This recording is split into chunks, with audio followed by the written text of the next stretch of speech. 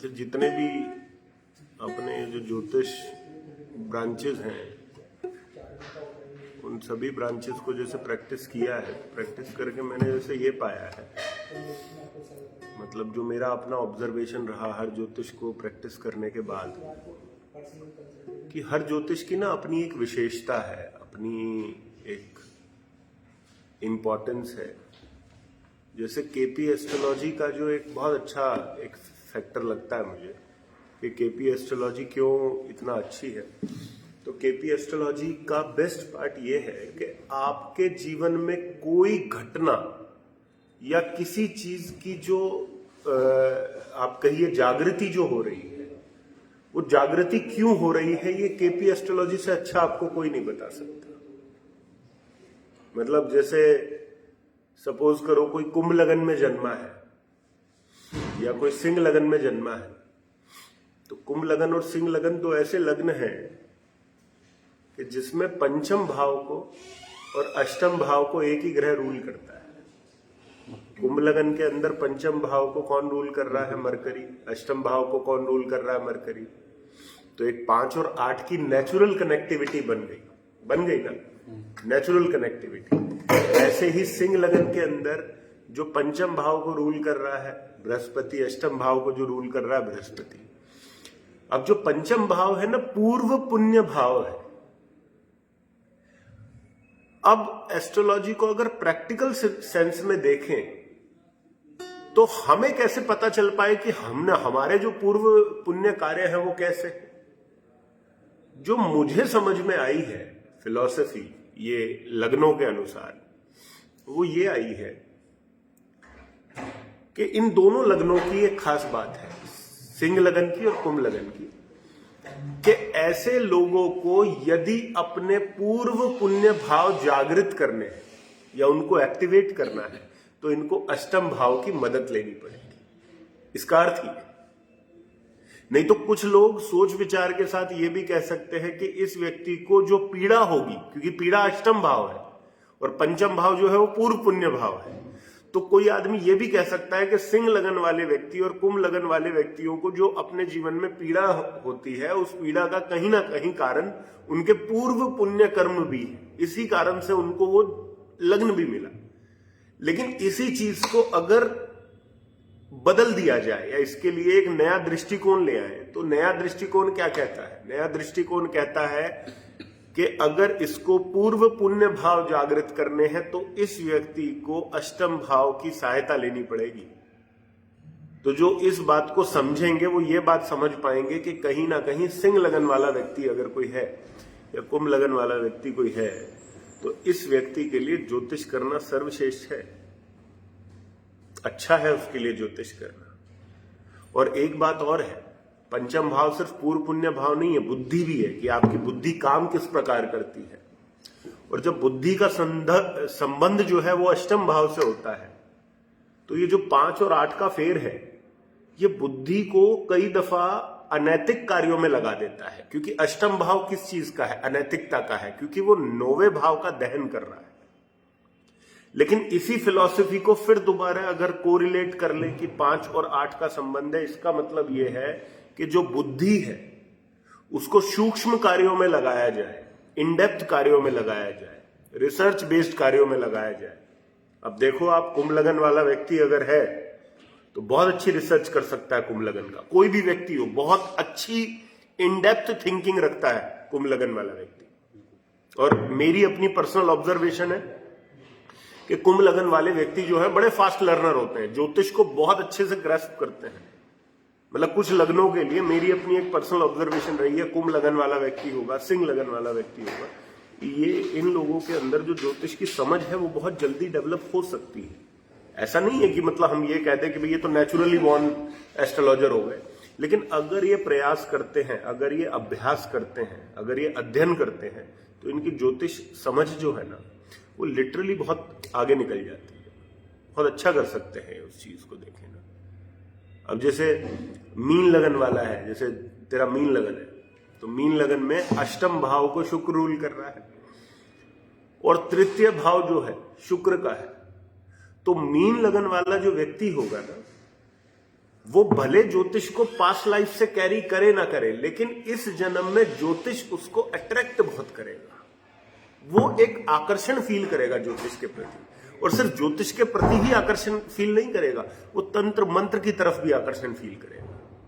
वो मंत्र साधना, तंत्र मंत्र, या जिसको मतलब तांत्रिक क्रियाएं कहते हैं, उसका कहीं ना कहीं ये इच्छा रहेगी उस चीज को जानने की, ओकल्ट से जुड़े रहने की। और मीन लगन क्योंकि जो है वो काल पुरुष की कुंडली का 12th हाउस भी है, तो 12th हाउस सोचने वाली बात है।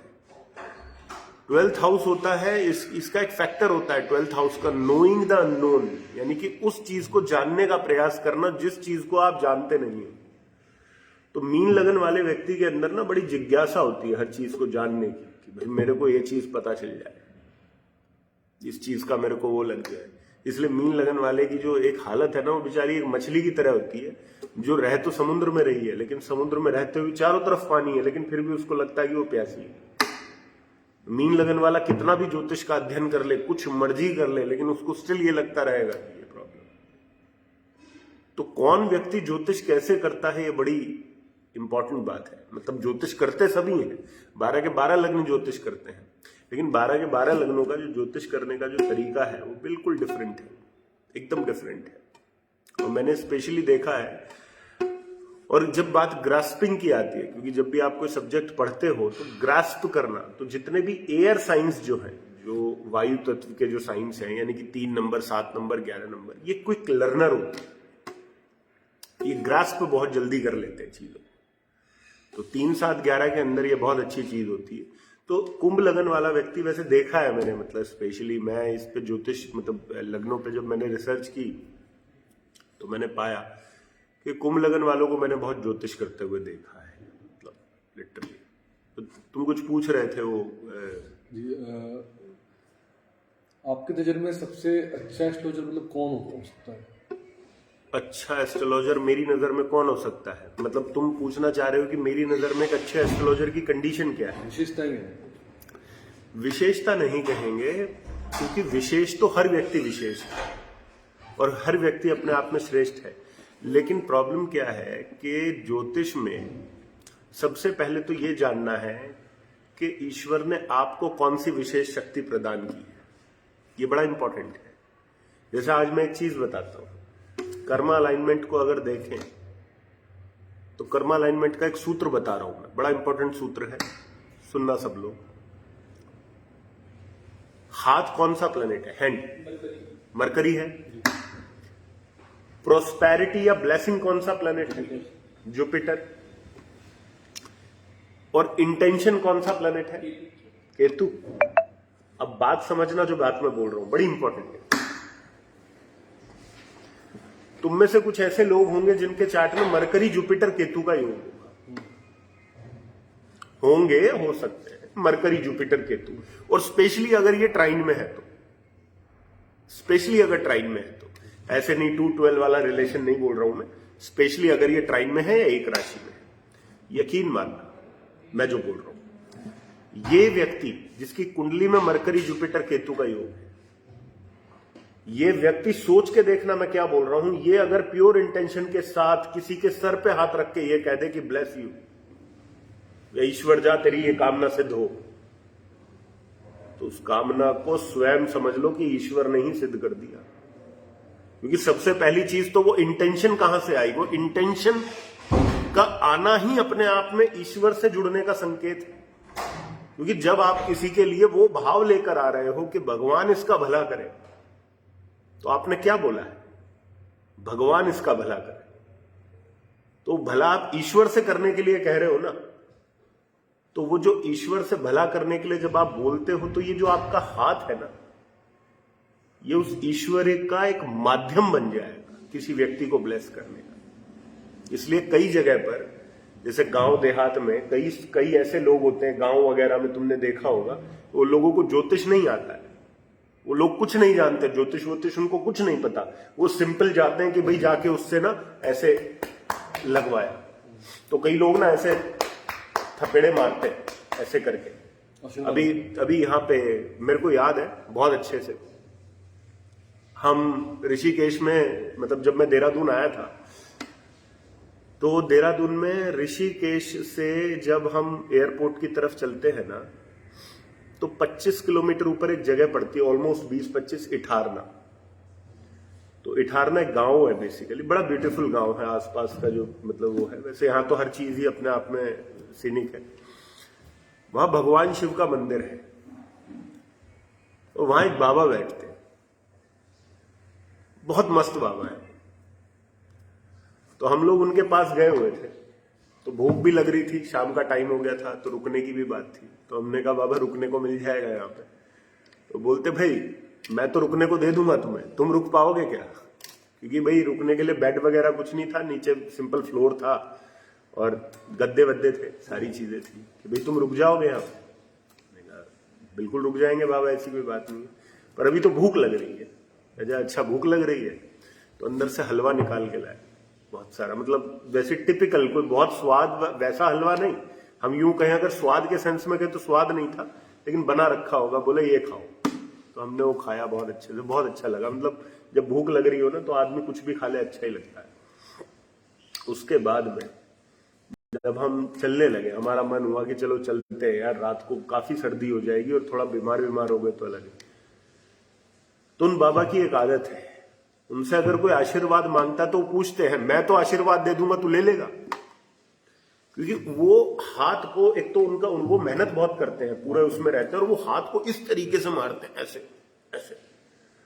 और वो जब लिटरली मारते हैं ना, तो अगर कोई नॉर्मल व्यक्ति हो तो वो हिल जाए, वो इतना स्ट्रॉन्ग हाथ पड़ता है।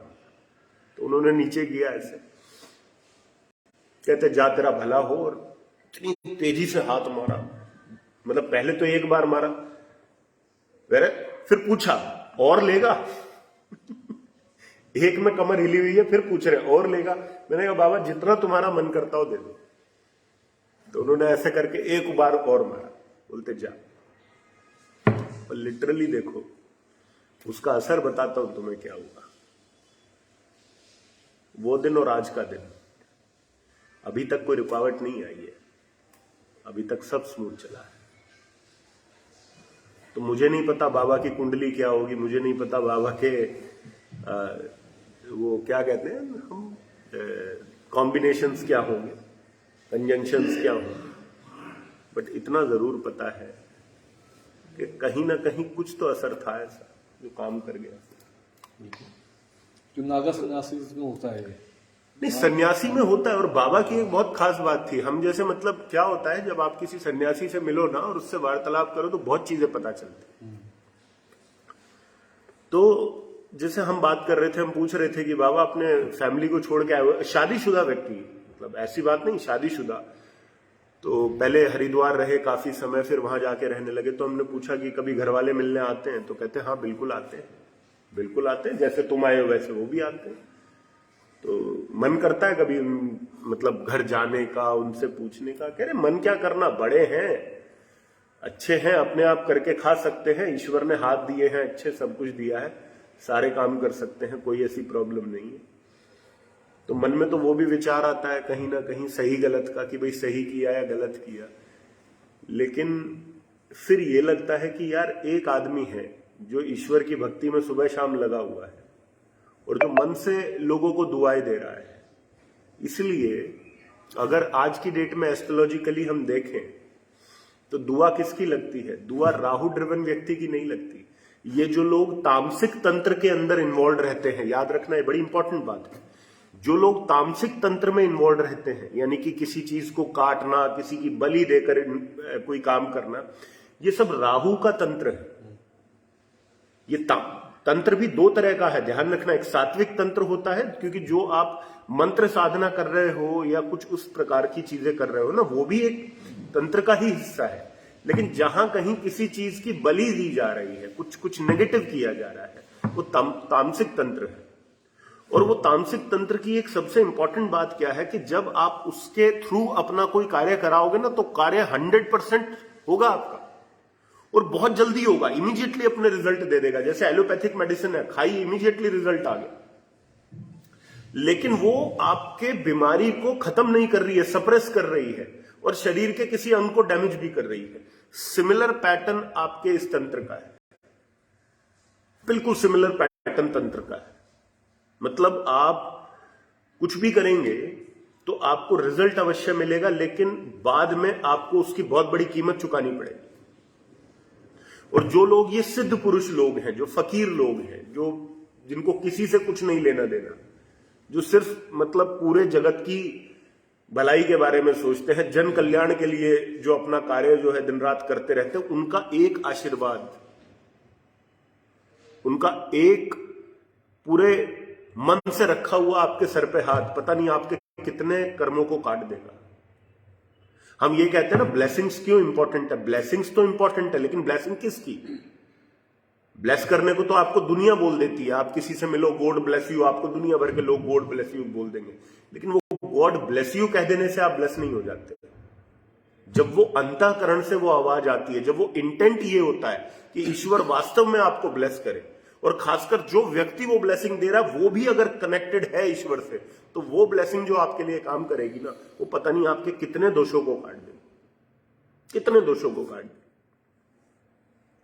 मैं जब कोविड का टाइम था, तो कोविड के टाइम से पहले मतलब मेरी लाइफ में बहुत ऐसी घटनाएं हुई।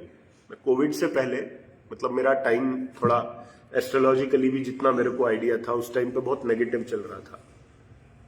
तो मेरा गुरुजी के घर पे जाना हुआ। तो गुरुजी के घर पे मेरा एक फ्रेंड है, मतलब मेरा गुरु भाई बोल लो उसको, तो वो लेके गया। तो गुरुजी के तो इतने सारे शिष्य हैं, उनको तो ये भी नहीं पता होगा मैं हूं कौन, पर किसी तरीके से उसने वो गुरुजी तक बात पहुंचाई कि गुरुजी आपका शिष्य है, आपको बहुत मानता है, आपके बारे में सिंपली ये बोलता है कि भाई वो मेरे लिए द्रोणाचार्य जैसे हैं। तो उन तक ये बात पहुंची होगी, तो उन्होंने मुझे बुलाया वहां पे।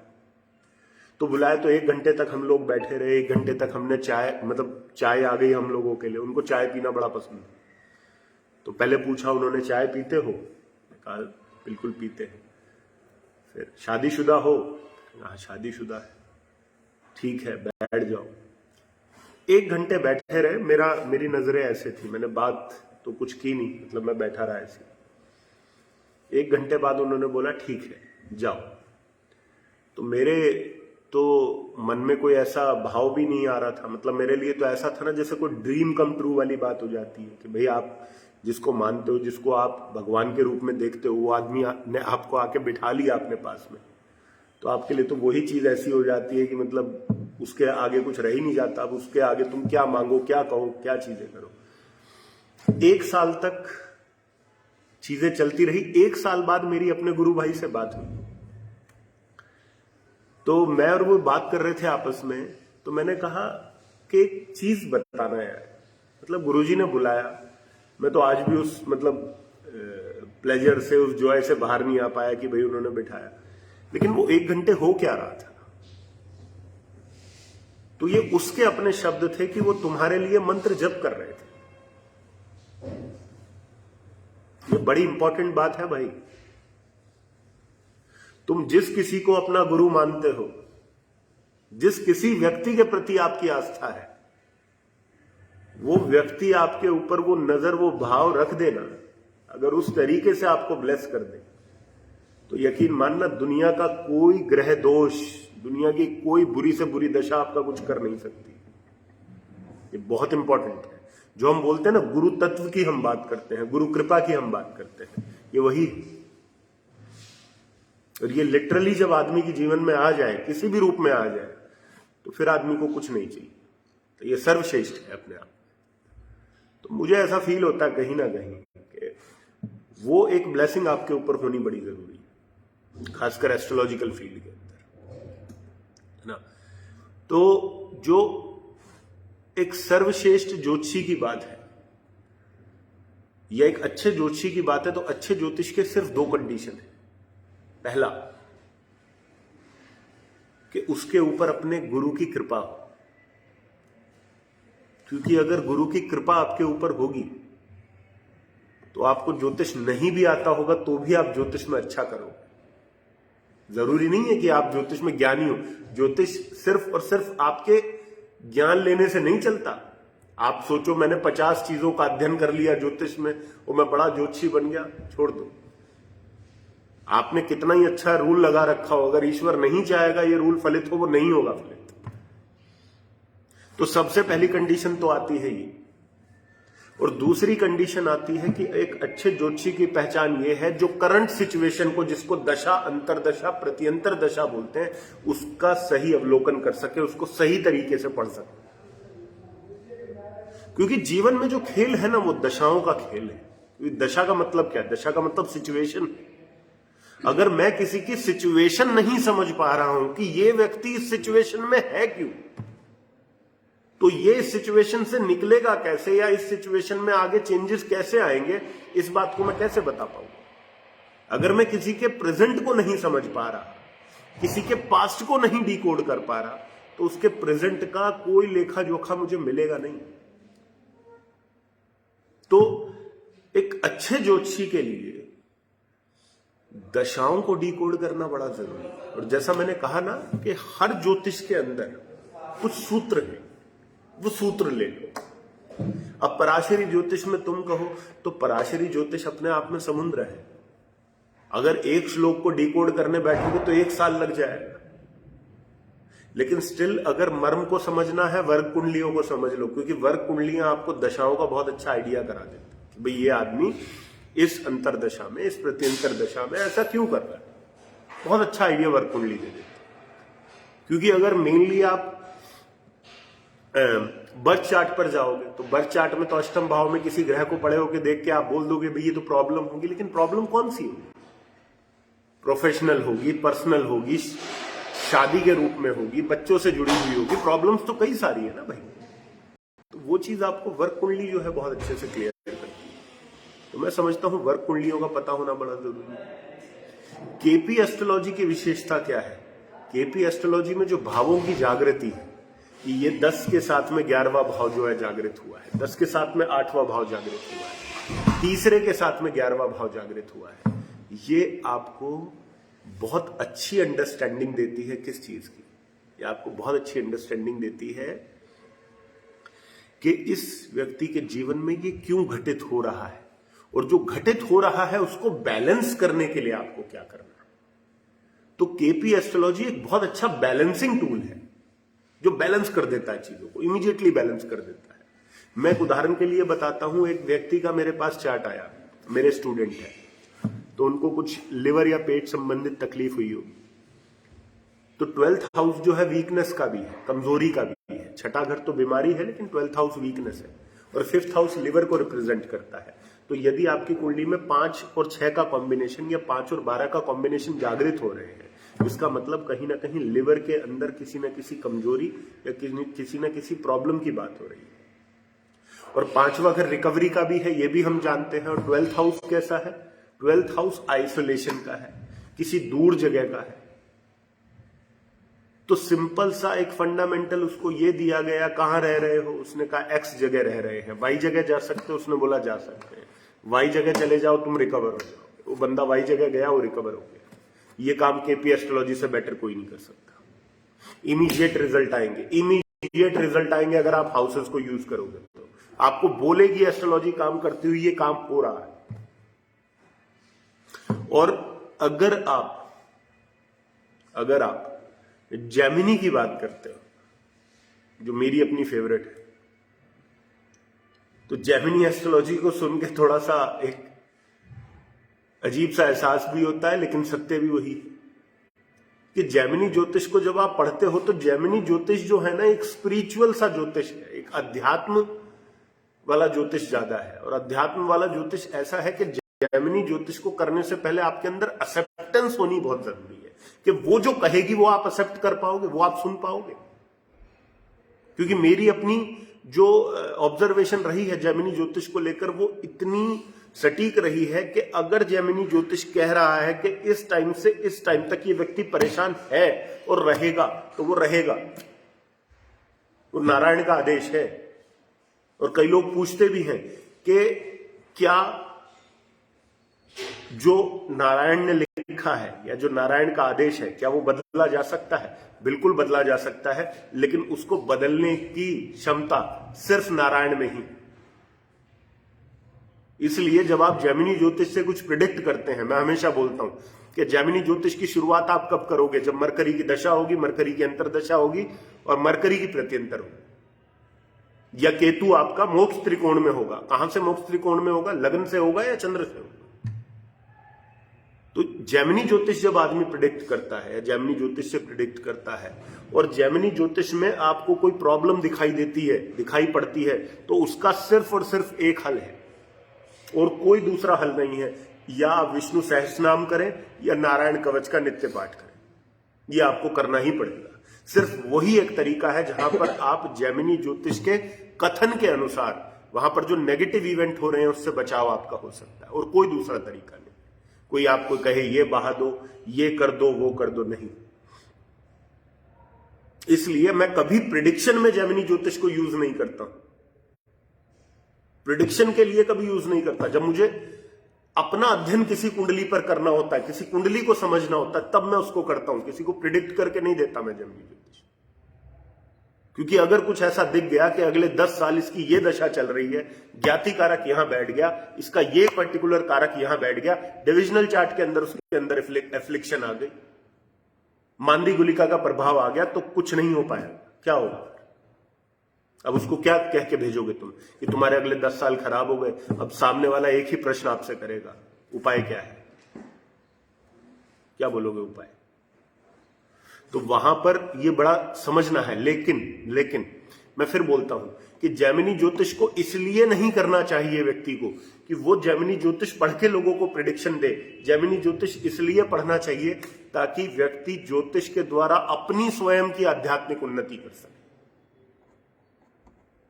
अपनी आध्यात्मिक उन्नति कर सके। उसको स्वयं पता चल पाए कि तेरी प्रायोरिटीज इस समय क्या है, तेरी वीकनेसेस इस समय क्या है, तुझे कौन से मार्ग पर चलना है जो तेरे लिए प्रशस्त किया है ईश्वर ने। तो जैमिनी ज्योतिष में एक चीज और कही जाती है, आपको पता है कि आपको इस भाव से पीड़ा आएगी, आपको पता है आपको ये चीज प्रॉब्लम करेगी, तो प्रॉब्लम जो होगी आपको, उस प्रॉब्लम की पीड़ा से बचने का एक श्रेष्ठ उपाय जानते हैं क्या है? जो प्रॉब्लम आ रही है उसको एक्सेप्ट कर लो, ये प्रॉब्लम है और मैं इसको झेलूंगा। आप ये सोचोगे मैं बचूंगा तो और आपका पीछा करेगी और आपको मारेगी। तो जो बात है ना कि कौन सा ज्योतिष सर्वश्रेष्ठ है, सर्वश्रेष्ठ तो सभी ज्योतिष है, लेकिन मुझे लगता है ना कि ज्योतिष के अंदर जैसे छलनी होती है ना, छलनी कोई क्यों यूज करते हैं? छलनी को छानने के लिए यूज करते हैं। तो आज के समय में एक व्यक्ति किसी एक ज्योतिष को भी, एक ज्योतिष की ब्रांच में पारंगत होने बैठे तो एक जन्म भी उसके लिए कम है। इसलिए जो भी ज्योतिष हैं या जिन भी ज्योतिष में आप प्रैक्टिस करते हो उसके अंदर आप अपना वो कीजिए। अब दशा लगन है, दशा लगन बहुत अच्छा फंडामेंटल है। उत्तर कालामृत में साफ साफ ये लिखा है कि भले आपका अंतरदशा का स्वामी आपके महादशा स्वामी का मित्र ही क्यों ना हो, लेकिन अगर वो अंतरदशा स्वामी से 6ठे भाव में, 8वें भाव में या 12वें भाव में बैठा है तो वो उसके शत्रु के रूप में कार्य करेगा। डेफिनेटली वो चीज होती है। दशा लगन ब्यूटीफुल कंसेप्ट है, आप डिनाई नहीं कर सकते। और मैं एक चीज और बता देता हूं कि दशा लगन सिर्फ और सिर्फ आपका लगन कुंडली पे अप्लाई नहीं होता। अगर आपके अंदर सामर्थ्य है, आपकी अंडरस्टैंडिंग इतनी अच्छी है, तो दशा लगन को आप कहां लगा सकते हैं जानते हैं? आप वर्ग कुंडली पर भी लगा सकते हैं। अब गोचर कुंडली पर भी दशा लगन का प्रयोग कर सकते हैं। दशा लगन इतना ब्यूटीफुल कंसेप्ट है। तो मैं समझता हूं कि कुछ चीजें जो है उनको रिफाइन करके, उनको क्लब करके किया जाए, डेफिनेटली बहुत बढ़िया रिजल्ट आते हैं, कोई इशू नहीं। कोई और प्रश्न किसी तरह का दिमाग में?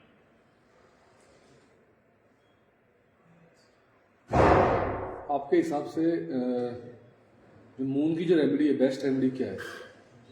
चंद्रमा की बेस्ट रेमेडी क्या है? अलाइनमेंट पूछ रहे हो या उपाय पूछ रहे हो? अलाइनमेंट। अलाइनमेंट, तो अलाइनमेंट थोड़ा सा टफ है। उपाय तो आसान है। उपाय तो सुबह के समय वो कहते हैं ना, जैसे सब के वो रहते हैं, सुबह के समय कच्चा दूध लो, उसको अपने नहाते हुए पानी में डालो और फिर उससे स्नान कर लो। चंद्रमा की बेस्ट रेमेडी है। चंद्रमा मजबूत होता है इससे। आपके अंदर अगर इंपल्सिवनेस है तो इंपल्सिवनेस कम होती है। आपके अंदर यदि गुस्सा है, बहुत ज्यादा गुस्सा कम होता है इससे। लेकिन अगर चंद्रमा की रेमेडी पूछो तो चंद्रमा इमोशंस का कारक है, चंद्रमा भावनाओं का कारक है, चंद्रमा जो है आपकी सेंसिटिवनेस है।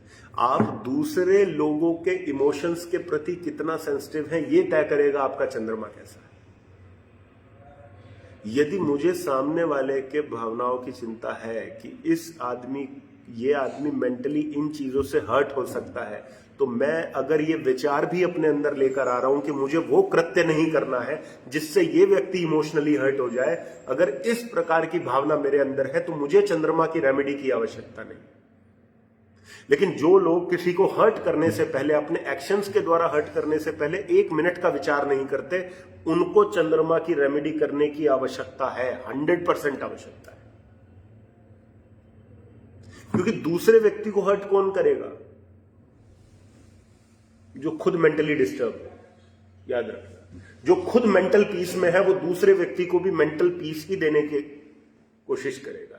तो ये जितने भी लोग हैं, किसी दूसरे पर छीटाकशी कर देना, किसी भी दूसरे को कुछ भी कह देना, आपको क्या पता है कि सामने वाला किस विचार से काम कर रहा है? आप उसको अपने दृष्टिकोण से देख रहे हो। आपने कुछ लिख कर, कुछ कहकर उसको इमोशनली हर्ट कर दिया ना, आपने अपना चंद्रमा खराब किया, उसका नहीं किया। क्योंकि प्रकृति का एक बहुत सिंपल सा नियम है, प्रकृति को जो भी आप दे रहे हो वो 10 टाइम्स आपको मिलेगा। इसलिए जब कभी आप किसी को दुख या पीड़ा दे रहे हो ना, तो उतनी ही दुख और पीड़ा देना जिसका 10 गुना आप झेल सको। ये बड़ा इंपॉर्टेंट है भाई। तो ये चंद्रमा की रेमेडी ही, समझ गए? तो आगे हम चलो उस पर काम करेंगे। मैं तुम्हें बताया भी था एसेंडेंट वाली सीरीज पर, उस पर काम करेंगे। दशा लगन पर काम करो, बहुत बढ़िया कंसेप्ट है। और गोचर जो है, गोचर को समझना बड़ा इंपॉर्टेंट है भाई, क्योंकि पराशर जी ने कुछ श्लोकों में गोचर को लेकर कुछ बहुत इंपॉर्टेंट चीजें कही हैं। मैं डिकोड कर की हैं वो चीजें, और बहुत जल्दी वो लेके आऊंगा ताकि सब लोग उससे लाभ ले सके, सब लोग उसको प्रिडिक्शन में यूज कर सके। तो ओवरऑल मैं यही कहूंगा कि बर्थ चार्ट को रीड करने के तो 100 तरीके हैं। आप 10 स्टेप के अंदर पूरा बर्थ चार्ट रीड कर लोगे, इसको जीवन में ये करेगा, वो करेगा, ऐसा करेगा, वैसा करेगा, लेकिन कोई भी व्यक्ति आपको जीवन का संपूर्ण पिक्चर नहीं लेने आया है। वो प्रेजेंट पिक्चर जानने में ज्यादा इंटरेस्टेड है। अभी क्या चल रहा है, अभी आने वाले क्षण में क्या दिखाई दे रहा है। और कई लोग जैसे मुझसे पूछते हैं ना कि अगर कोई व्यक्ति, हाँ एक चीज बड़ी इंपॉर्टेंट तुम लोगों को बता दूं मैं, प्रश्न कुंडली और लग्न कुंडली 2 चीजें हैं, लेकिन आज तुम्हें एक बहुत बड़ा सत्य बता देता। जन्म कुंडली प्रारब्ध है, प्रश्न कुंडली प्रारब्ध नहीं है। याद रखना ये बात, ये बहुत इंपॉर्टेंट बात है। जन्म कुंडली प्रारब्ध है, प्रश्न कुंडली प्रारब्ध नहीं। अगर जन्म कुंडली में किसी के भी माध्यम से, किसी ईश्वरीय कृपा के माध्यम से, या किसी बहुत अच्छे किसी युग पुरुष के माध्यम से यदि आपने अपने कर्मों को काट लिया, तो प्रश्न कुंडली आपके क्रियामान कर्म के अंदर ना कुछ अलग ही नजारा आपको दिखा देगी। हम कहते हैं ना 100% अगर प्रश्न कुंडली लगन कुंडली जैसी हो, जरूरी नहीं, 100% जरूरी नहीं है। 0.5% या 1% में ऐसा होता है जहां प्रश्न कुंडली श्रेष्ठ बन जाती है, या प्रश्न कुंडली बर्थ चार्ट से भी नीचे चली जाती है। वो डिपेंड करता है क्रियामान कर्म पे, कि इस समय जो एक कार्मिक साइकिल आपका चल रहा है, इस समय जो संगति आपकी चल रही है, इस समय जो आपके कार्य चल रहे हैं, किस तरीके के कार्य आप कर रहे हैं, वो बहुत इंपॉर्टेंस रखते हैं। इसलिए प्रश्न कुंडली बहुत श्रेष्ठ है भाई। आप आरकेपी देखो, आरकेपी के अंदर बिल्कुल सिंपल आपको इंडिकेशन मिलता है। आपका जो भी समय हुआ है आप देखो, समय के अनुसार आपको इमीडिएट पिक्चर दिखाई देगी आरकेपी में क्या चल रही है। अगर आरकेपी में चर लगन उदय है, लगन का स्वामी भी चर राशि के अंदर है, आप डेफिनेटली बोल सकते हो कि इस समय आरकेपी के अनुसार जो व्यक्ति आपसे प्रश्न कर रहा है वो मूवेबल कंडीशन में है, वो इस समय चल रहा है, वो इस समय स्थिर नहीं। स्थिर राशि है, लगन का स्वामी भी स्थिर राशि के अंदर है, आप डेफिनेटली बोल दो ये बैठा है इस समय। इतना अच्छा आरकेपी का इंडिकेशन।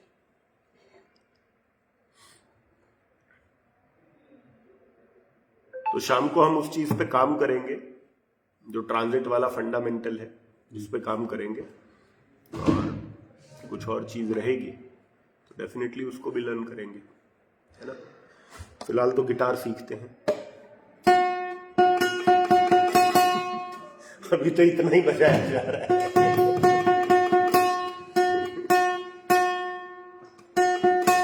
अरे यहाँ पे तो मंगल केतु युति